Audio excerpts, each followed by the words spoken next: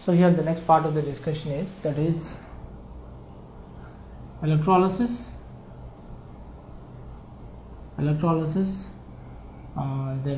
electrolytes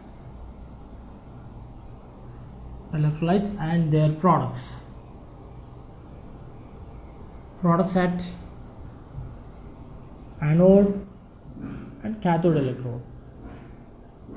So what is the important generalization which we have to make here is, that is when you are saying the process is electrolysis, electrolytes, products at anode and cathode, if you take, that means here 2 or 3 important generalizations we are supposed to take. That is, first generalization before going to the mechanism of the formation of products at anode and cathode.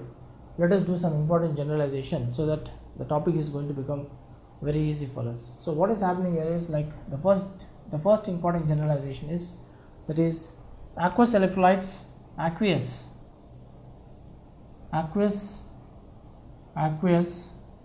electrolytes of salts of alkaline earth metals, salts of 1A and 2A. Aqueous electrolytes of salts of 1A and 2A means, suppose for example I am taking example NaCl aqueous, you can take MgCl2 aqueous.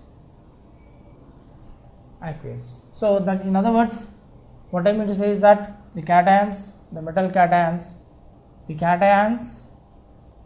of 1A, 2A in aqueous state do not reduce or deposit at cathode. The reason is very simple, because they have very low SRP value in reactivity series. That is one reason where you have to keep it in mind. So if you go into the reactivity series, you will come to know. Similarly, if you are going for the aqueous electrolytes, that is all oxo anions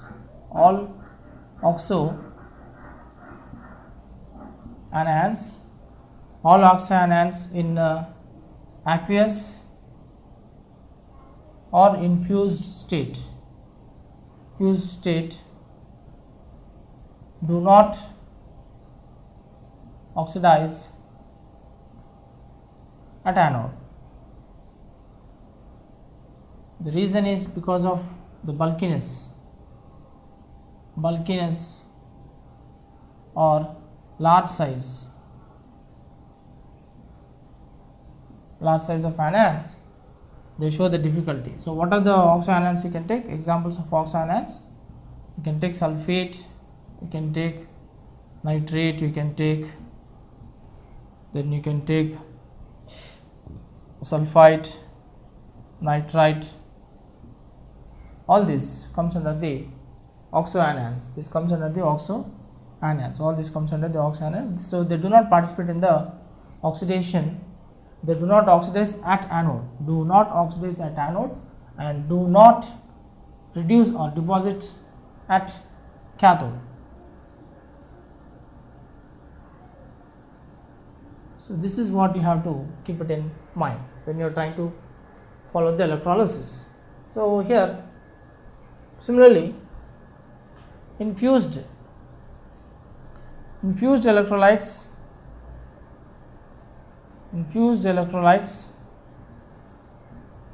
of salts of 1A, 2A, metal ions, they gets reduced at cathode.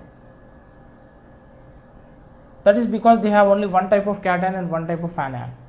In the fused electrolyte, we have only one type of cations and one type of anions, but in the aqueous electrolytes, we have one type of cations and different types of anions. So we have to keep this in our mind. So therefore, electrolysis in the case of fused electrolytes, it is very easy to guess the product, but in the aqueous electrolyte, we should be little bit careful when we are following the mechanism.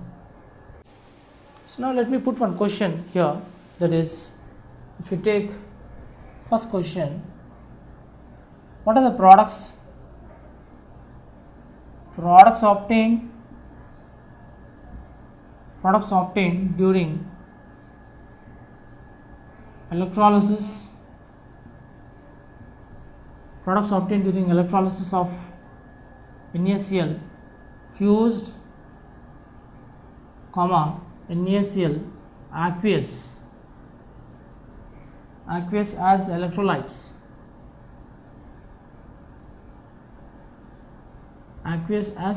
This is the first question. Second question,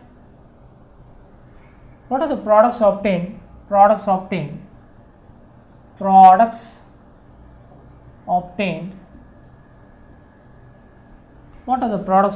during the electrolysis of copper sulfate fused and potassium sulfate aqueous as electrolytes?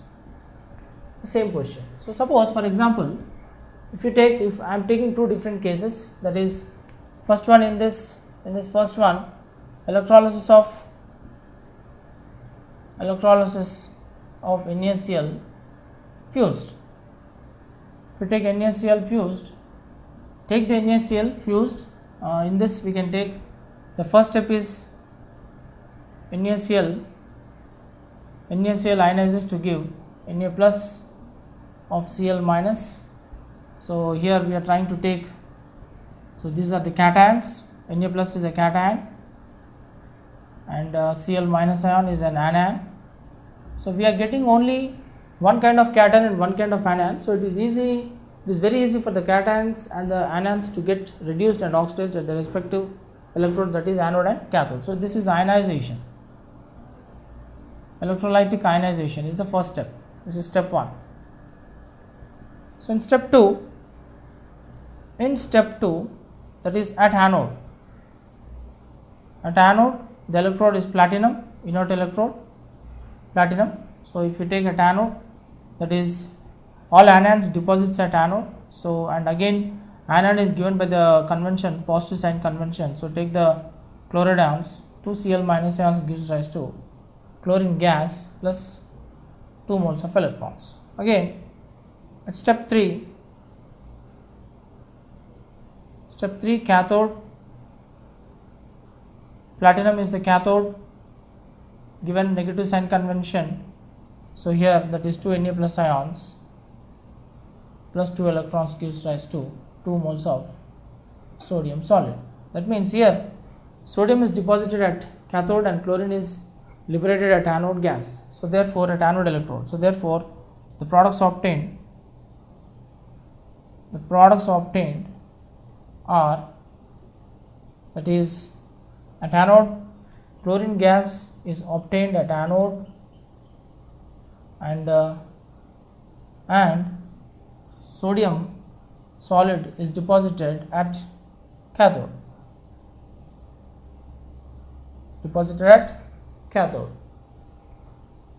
So what is happening here is like, so this is the case of sodium chloride fused. Now go for B, electrolysis of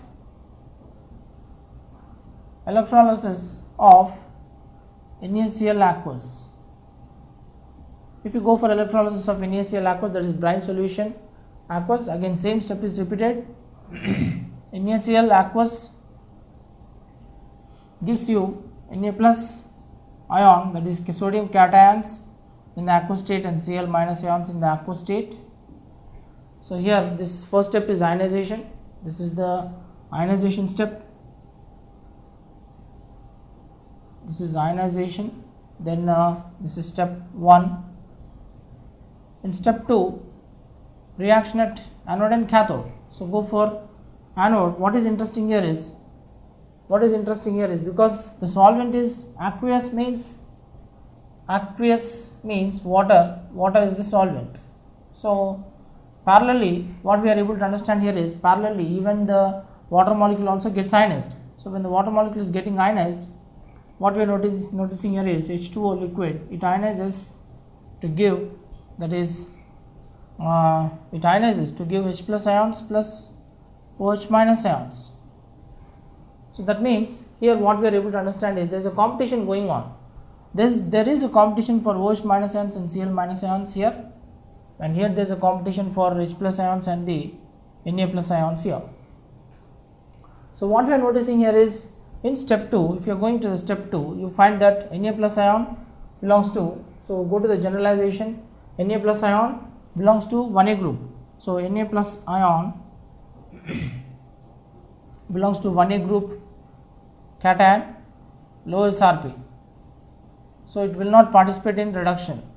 So in the place of Na plus ion, what will happen? The water molecules will participate in the reduction. So therefore what we can do here, the water molecule now at cathode in step 2, at cathode, reaction at cathode negative sign convention, we can take water molecules, 2 molecules of water molecules, liquid plus 2 electrons gives rise to, that is 2 OH minus ions plus, that is H2 gas. Hydrogen gas is therefore liberated at cathode, and in the meantime at the same cathode we have Na plus ions. This Na plus ions, we can find that the 2 Na plus ions, because 2 electrons are lost here, so the 2 electrons are gained by the 2 OH minus ions, and it is giving 2 OH minus ions. So because we got 2 OH minus ions, so 2 Na plus ions will try to get neutralized with 2 OH minus ions to give, that is 2 moles of NaOH aqueous. So this is the cathode reaction taking place at cathode. Now go for the reaction taking place at anode. At anode, if you are going for anode here, at anode, negative sign convention, platinum is the electrode at anode.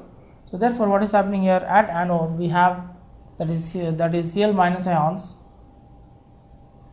Yeah, that is Cl minus ion. If you take at anode, 2 Cl minus ions, they get oxidized to give 1 mole of chlorine gas plus 2 moles of electrons. So therefore we can come to one conclusion saying that the products obtained, so the products obtained during the electrolysis of the NaCl aqueous, the products obtained are, that is at cathode we have 2 products, one is we have H2 gas and the other one is NaOH we have. So anode, so we can take anode, at anode we have H2 gas and NaOH gas is obtained, and at cathode we have, that is chlorine, that is, so we have the NaOH and H2 at cathode, sorry, this is so cathode, so I'll just change this to cathode,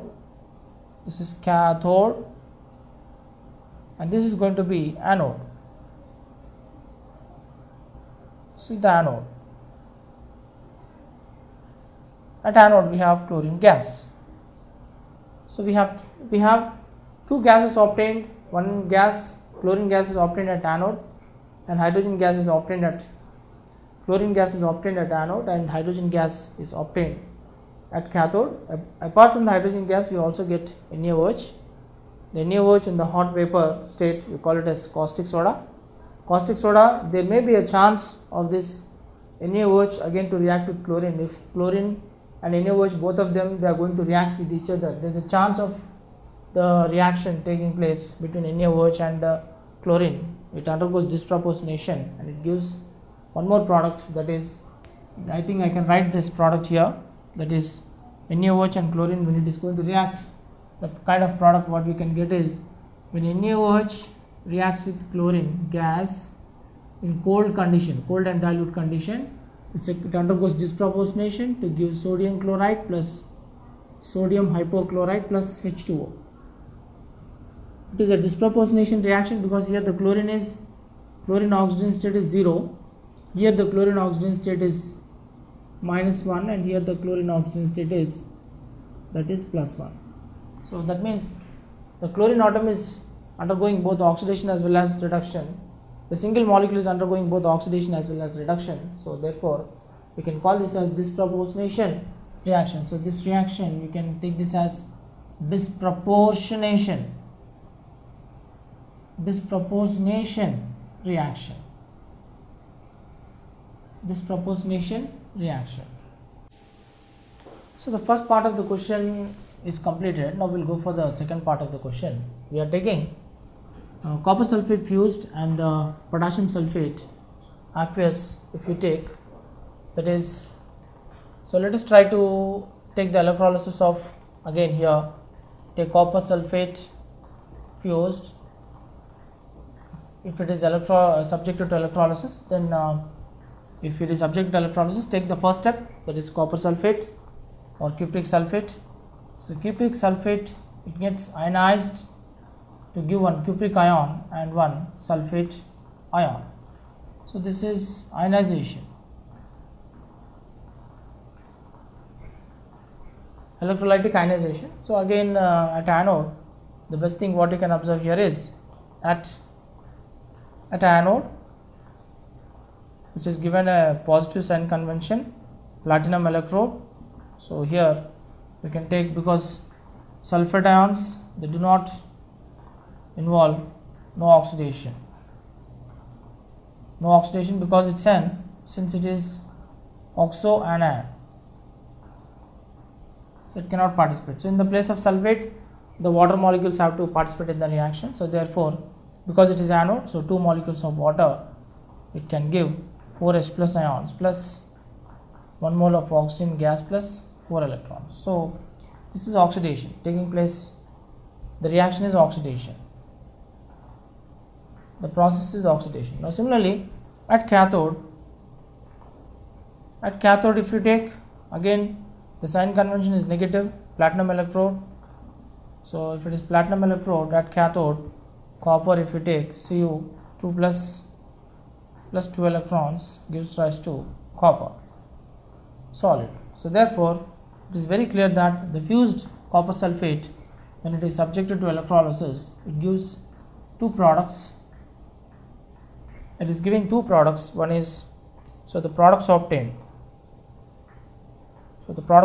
One is oxygen gas at anode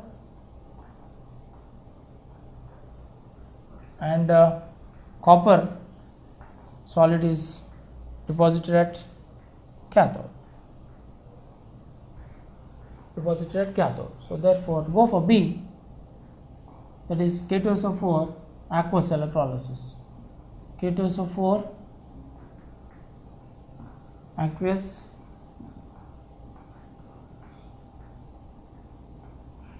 electrolysis.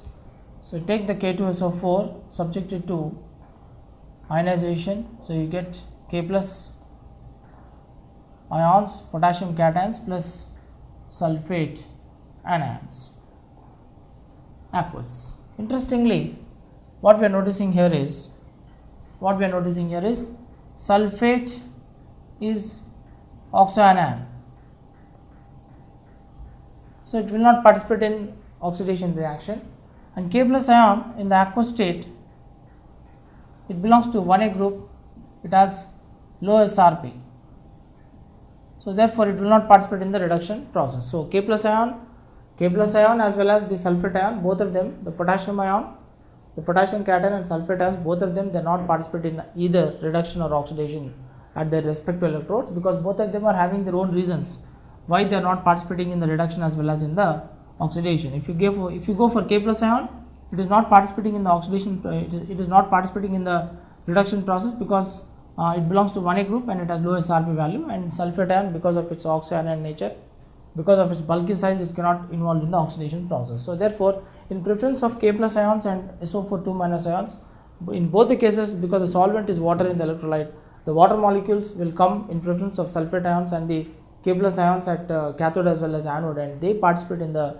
reduction process, and they will try to give the desired products at the respective electrode. So let us see what kind of desired products we are going to get when the water molecules in preference to K+ ions and sulfate ions, if they are participating in the oxidation and reduction process, what kind of products we can get. Let us see by writing the mechanism. So therefore here if I take at anode if I take, again anode is given positive sign convention, platinum electrode. So therefore the process is oxidation process.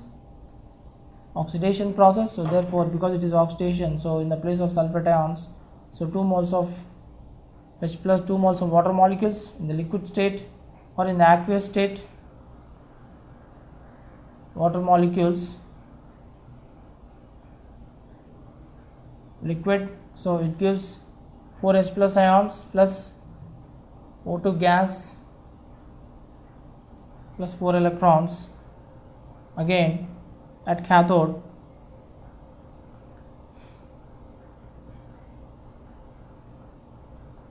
negative sign convention, platinum electrode. The process is reduction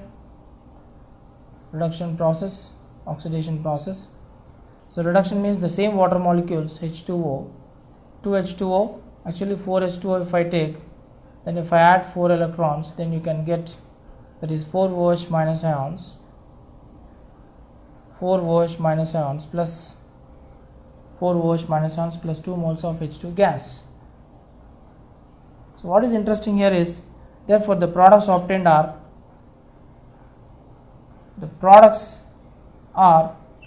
that is H2 gas is to O2 gas at cathode is to anode respectively.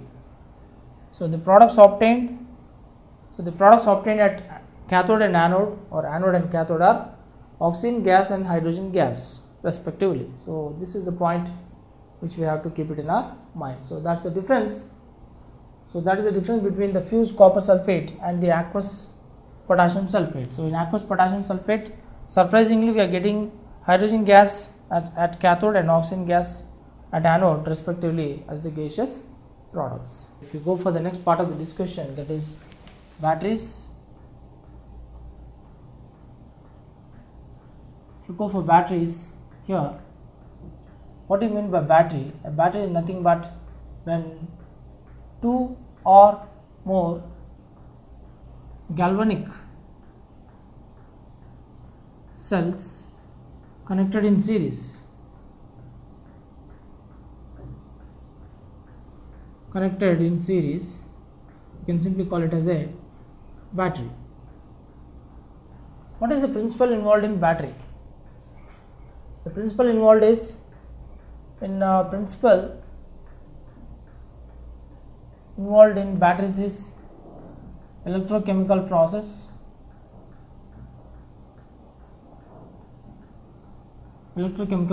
where chemical energy is converted to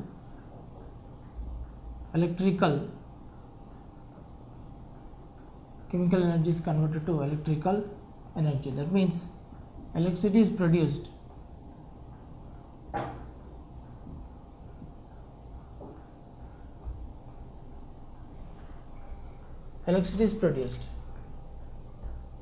So therefore if you go for batteries are of two types. These batteries are of two types. One battery is, that is primary cell battery, and the one is secondary cell battery. So when you go for primary cell battery, it's just like use and throw type of battery. So primary cell battery, we can just call it, the best example for primary cell battery is dry cell, and for secondary cell battery the best example is lead storage battery. Lead storage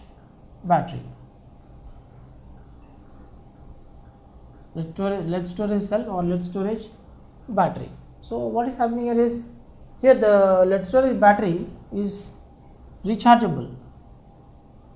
It works on the principle of both, that is charging and discharging. It has two parts of the mechanisms. The secondary cell works on the principle of charging, and discharging. Charging and discharging. During charging, electrical is converted to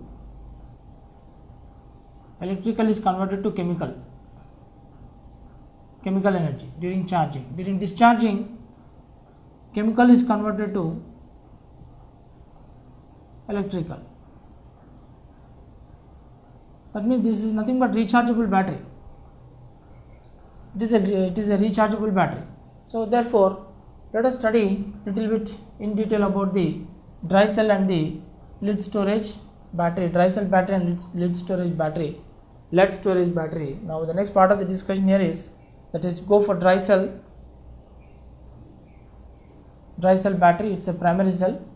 It works only on the discharging principle. It only discharges the electricity. Dry cell only discharges. It only discharges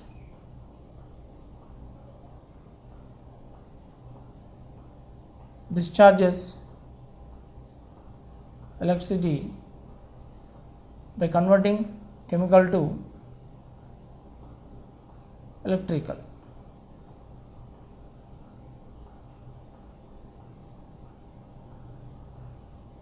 Energy. So here, if you look into the classification of batteries, primary cell, that is dry cell, and secondary cell, that is lead storage cell. So here, if you go for dry cell, now let us try to discuss in detail about the dry cell. So dry cell is the Leclanche cell, and it is also called, the main principle involved in the dry cell is it only discharges the electricity where it converts the chemical energy to that of the electrical energy, and the maximum voltage for the dry cell, that is Leclanche cell, is 1.25 volts to 1.5 volts, and this is the diagrammatic representation of the primary dry cell, which is acting as Leclanche cell, where you find that the positive terminal will act as the anode and the negative terminal will act as cathode here. That is negative because it's an electrochemical cell. Negative is anode, so that is this is going to become anode, and this is going to become positive is cathode. So therefore, cathode means of course the graphite rod is going to become the cathode, and the anode is going to become the anode is going to become the zinc anode, that is zinc rod is the zinc plate. Actually, the zinc plate is acting as zinc anode, and this is the experimental setup wherein which you can see all the various parts. Some air spaces are provided in between. Asphalt salt separates the graphite rod, and from that of the electrolyte, the asphalt salt will prevent any gaps or ruptures in the cell, and you can see a protective metal jacket which prevents from the corrosion. And the electrolyte which is used in the dry cell is paste of manganese dioxide, zinc chloride, ammonium chloride, and carbon. So actually this is a kind of acidic battery. Actually we are trying to use the salt which is nothing but acidic salt, because ammonium chloride means weak base strong acid salt we are trying to use. Here also weak base salt of strong acid, weak base and strong acid salt we are using. So therefore acidic salt battery we can call it as this Leclanche cell. So here if you go for electrolyte, what is electrolyte we are taking? At anode we are taking ammonium chloride and zinc chloride is the electrolyte acting at anode, and at cathode we are taking manganese dioxide plus carbon. Though the sign conventions are reversed in the battery, but the mechanism is same. At anode again oxidation takes place, and at cathode again reduction takes place. So again at anode you find that the zinc solid, because in the paste we are taking because zinc rod is acting as anode, so therefore the zinc has to lose the electrons at anode. The zinc solid first it ionizes to give zinc cation, bivalent cation, and it loses 2 electrons. These 2 electrons are accepted again at cathode electrode during the electrochemical reaction. That is 2 moles of manganese dioxide reacts with 2 moles of ammonium ions in the aqueous case. By gaining 2 electrons it becomes Mn2O3 plus ammonia vapor and H2O. So this reaction indicates that here the ammonium ions of the ammonium chloride. So this ammonium chloride contains ammonium ions, and ZnCl2 contains Zn2 plus ions. So Zn2 plus ions means the zinc, we have this zinc chloride is getting oxidized to zinc ions plus 2 electrons, and the ammonium ions are gaining 2 electrons, and they are trying to give manganese oxide, ammonia vapor and the water molecules. So therefore continuously you find that if you are connecting it to a bulb, like that is from here, if I am connecting it to a bulb like this is the bulb. If I connect, then you find that the electrons starts moving from the anode. These are the electron flow,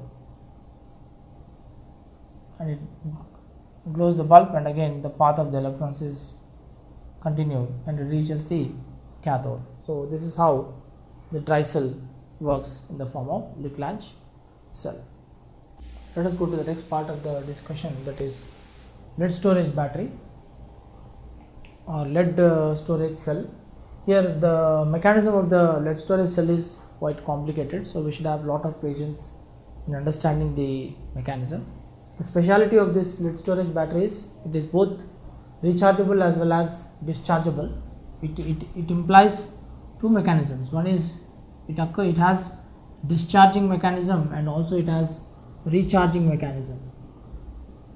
So that means on one side the electrochemical process is taking place, and on the other side the electrolytic process also is taking place.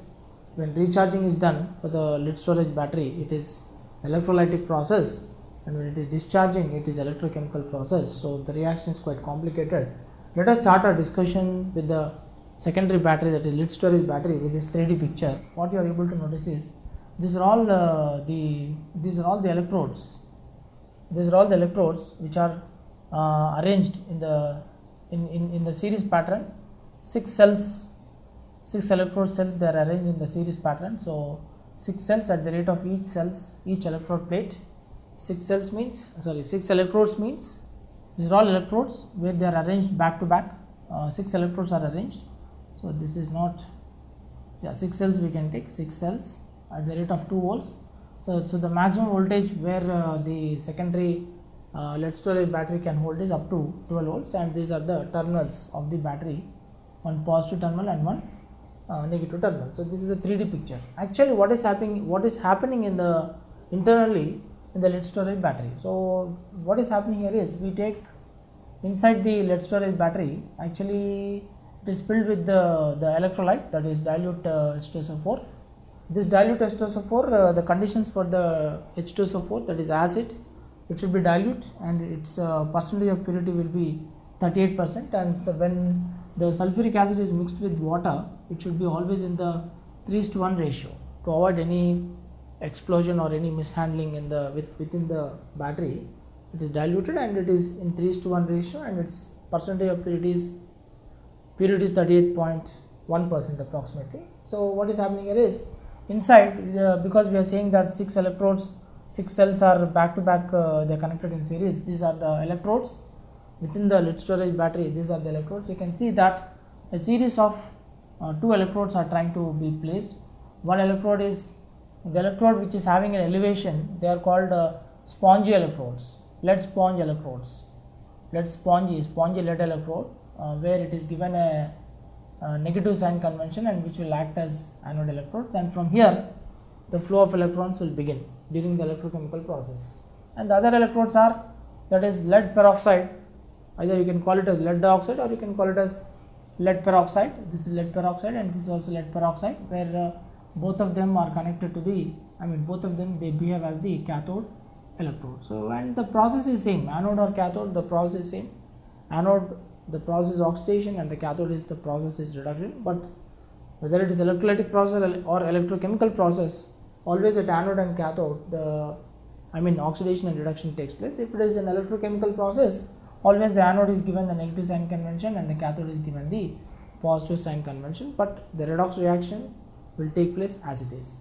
In the meantime, what is happening? Actually, what is the mechanism taking place? So when, suppose if I am taking one set of the anode and cathode electrodes, where I am taking one spongy lead anode electrode which is given a negative sign convention, this is anode, negative sign anode, and this is cathode. So you know very well that what is happening here is these two electrodes, one is lead peroxide and the spongy lead, they are separated through the electrolyte.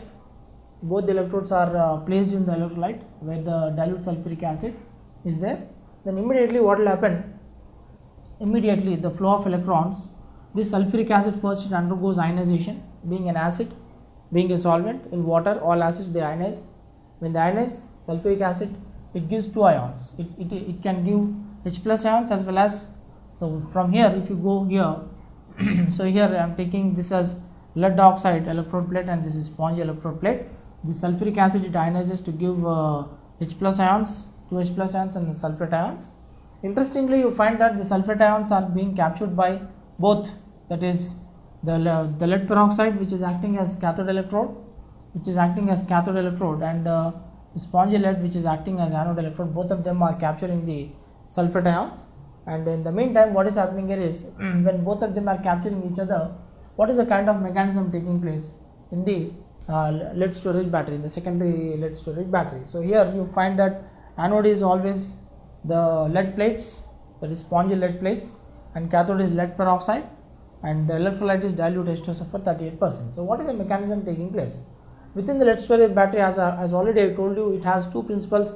It works on the, because it's a rechargeable battery, you can always recharge it. So when it is recharging, after recharging the discharging takes place. So it's a rechargeable battery. It's a very popular battery. So that's why, particularly if you're going for discharging, let us go with discharging. Once the discharging is completed, the battery gets exhausted. If the battery is exhausted, again we can recharge that battery, and again we can reuse the same battery for again and again we can use it till the acid present in the battery gets consumed. So what is happening here is, in the discharging, during the discharging, what is happening is, at anode you know very well that anode is spongy anode, that is lead. It captures, yes, it is capturing the sulfate ions and it is giving lead sulfate, and once the lead sulfate is formed, means it is giving away 2 electrons. So anode is de-electronation, oxidation taking place, 2 electrons are lost. Okay, go for cathode, that is lead peroxide electrode. Here the lead peroxide electrodes are equally again capturing the sulfate ions, and I told you the H plus ions are moving or migrating towards the lead peroxide electrode. So therefore H plus ions are also captured, both the sulfates and the H plus ions, both of them, they are being captured by the lead oxide electrode plate. So therefore here electronation takes place. Here the electrons are added, whatever the number of electrons are lost there, here that many number of electrons are added, and again we are going to get lead sulfate as the product, and sufficient amount of water is released. So what is happening here is, if you are carefully observing you are finding that during discharging the acid is getting consumed. During discharging the acid is getting consumed. You are not finding, for example, here I have given you a shortcut representation. During the discharging, you are not finding any acid. The H2SO4 is not seen in the composition during the discharging. That means here we can clearly say that at cathode you are finding that the acid is getting consumed.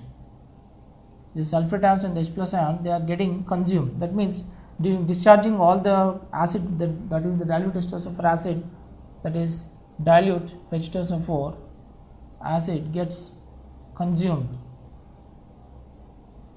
and during charging again the same acid gets regenerated. The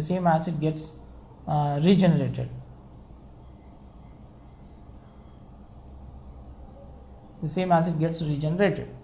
So by adding these two equations, we are going to get the final equation, and in the final equation, during discharging the acid is again getting consumed. It is on the reactant side, again the acid is getting consumed, and we get lead sulfate and water. Now go for just like how we have done the discharging. Discharging is an electrochemical process and charging is an electrolytic process. So during charging, what we are noticing here is whatever the amount of lead sulfate which is obtained, because in both the cases you are finding that the lead sulfate has been formed. At anode you are getting certain amount of lead sulfate, and at cathode also you are getting certain amount of lead sulfate. So take that lead sulfate, in both the cases you find that this lead sulfate, whatever is formed, whatever the amount of lead sulfate is formed, that is again borrowed to the anode electrode as well as cathode electrode. At anode electrode, this lead sulfate is diluted and it participates in the oxidation, and this lead sulfate again gives away sufficient amount of lead peroxide, and also it gives away the and that is acid recharging, because during recharging the lead sulfate, by adding sufficient amount of water, by adding more and more amount of water you are going to add, by increasing the concentration of the water, by diluting the lead sulfate, you can diluting the lead sulfate means you are decreasing the concentration of the lead sulfate such that the concentration of the acid is increased. Acid concentration is increased and lead sulfate concentration is decreased, and it participates in the oxidation, so therefore it is going to lose 2 electrons at the anode electrode. And again at cathode electrode, during recharging, the amount of lead sulfate, it gains sufficient number of electrons and it gives back. What is interesting here is during recharging you are getting more and more amount of lead peroxide and also spongy lead at the anode and cathode respectively, so here we can take, that is the spongy lead is anode, so at cathode you are getting spongy lead and its sulfate ions are released, and again when you add this net equation you are going to get the final equation. So this is how the lead storage battery works with both discharging as well as recharging, and it is the best efficient battery for majority of the large scale uses in the automobiles or in the car radiators, etc., etc. So the next part of the discussion here is, that is corrosion. Corrosion involves, it's an electrochemical process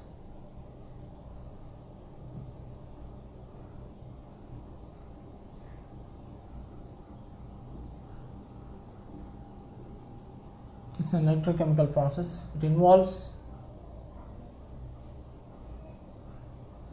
redox reaction.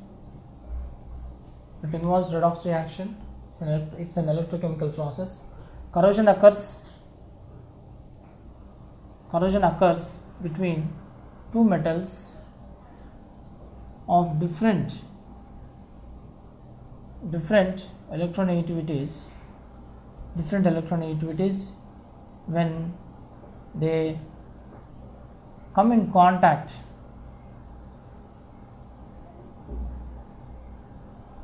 with the corrosion promoters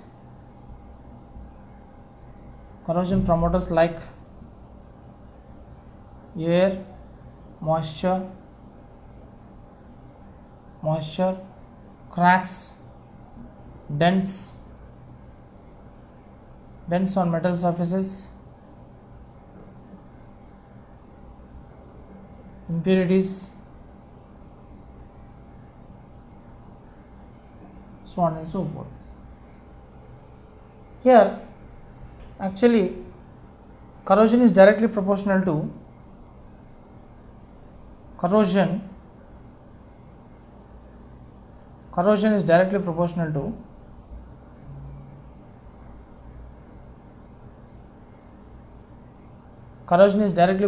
electropositivity of metals.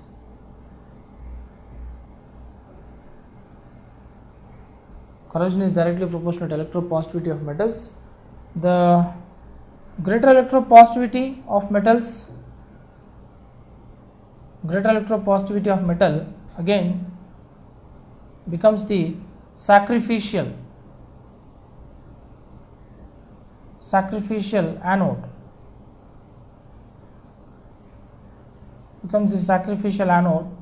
That is becomes the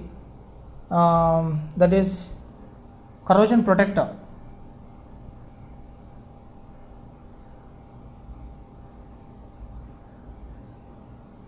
For less electropositive metal surfaces.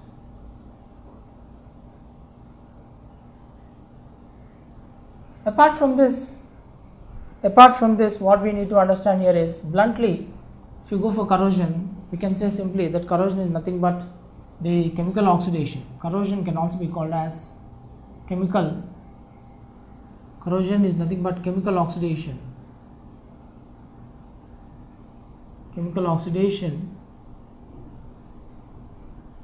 Of metal surface.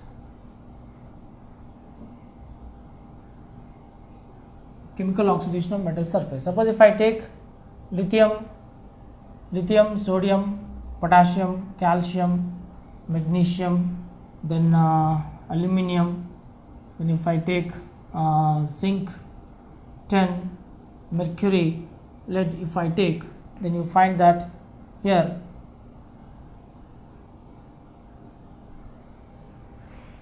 corrosion increases. You can see the arrow here, you can see the arrow, corrosion decreases in the order, decreases, corrosion decreases in the order, and electropositive nature increases. So what we are noticing here is, for example, lithium and sodium, they belong to 1A group. Potassium and calcium, calcium and magnesium, they belong to 2A. These are greater electropositive. So they readily undergo corrosion. That means these set of elements undergo ready corrosion, because here I can say that they are greater electropositive. These elements are greater electropositive. So greater corrosion.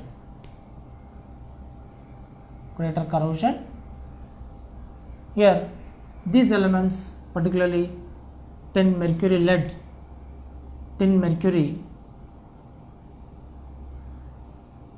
and gold, if you take particularly, these are less electropositive, so they undergo less corrosion.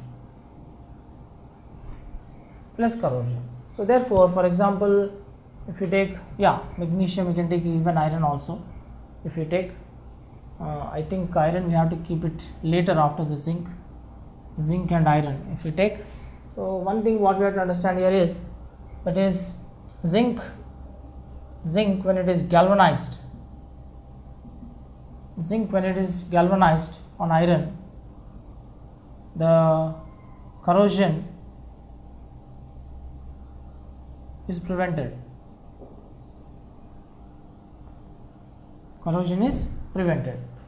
That means what is happening is, that is zinc here, that means it will prevent the iron to get corroded. So that means this is preferential anode. You can call this as preferential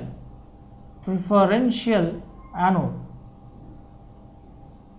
over the preferential anode for the iron, so that the iron can be protected to undergo corrosion. So that means what is happening in the prevention of corrosion, the zinc is getting oxidized, zinc solid gets oxidized,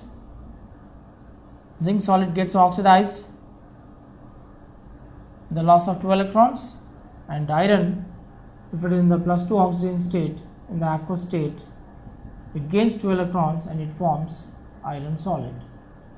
So if you write the net equation, you find that zinc solid is getting oxidized, whereas the iron is getting reduced. That is Zn2 plus of aqueous plus Fe solid. So zinc is getting oxidized here, zinc is getting oxidized, and the iron is getting reduced.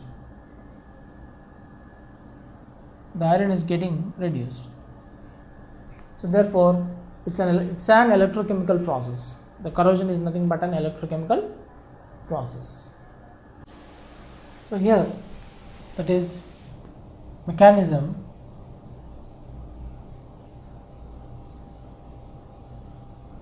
rusting. You take, that is corrosion of iron is called rusting. So when you say corrosion of iron as rusting, suppose if I am taking this a piece of iron, and these are all that is corrosion holes. These are called corrosion holes. These corrosion holes, they are oxidized, atmospherically oxidized. These are oxidized by moisture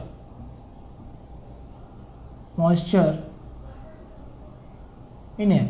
So what is the kind of mechanism taking place? It's a piece of iron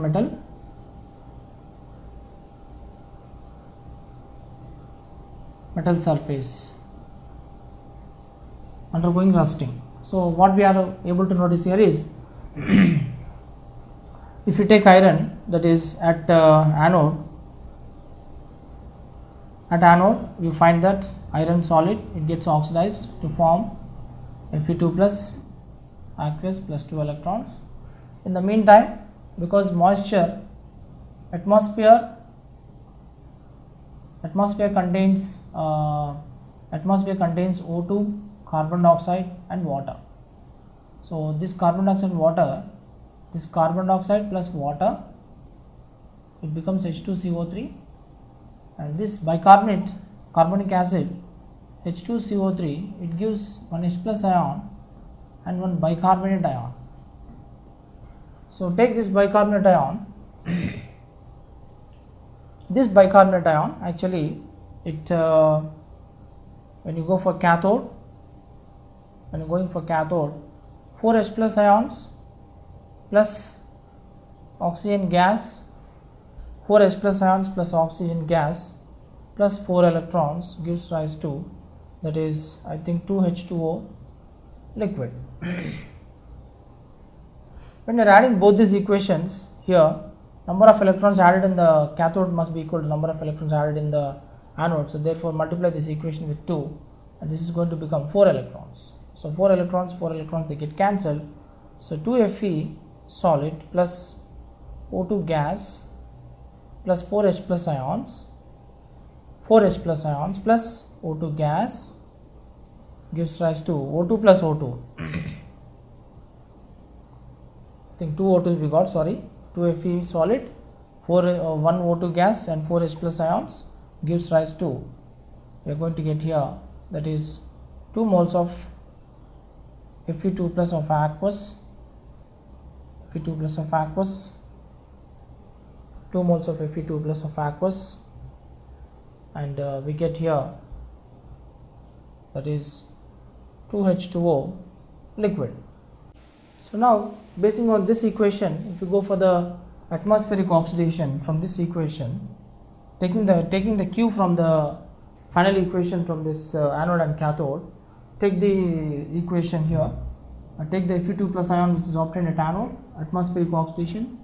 Now go for atmospheric oxidation. If you take, so here you can take 2Fe2 plus 2H2O plus half mole of oxygen gas, because it is atmospheric oxidation, you need to take half mole of oxygen gas, that is supported by the fact. So Fe2O3 solid plus 4H plus ions, Fe2O3 solid plus 4H plus ions. And because we also know that rusting in the form of corrosion even takes place in the presence of moisture, atmosphere also contains this atmospheric oxidation. Thereby once you get the oxide of iron, that means iron is rusted, or it can be called as corroded. And at the same time, because atmosphere also contains moisture, so Fe2O3 solid plus X moles of water gives you, that is Fe2O3 of XH2O. This is, that is rusting in moisture. So all this comes under the, that is corrosion and rusting.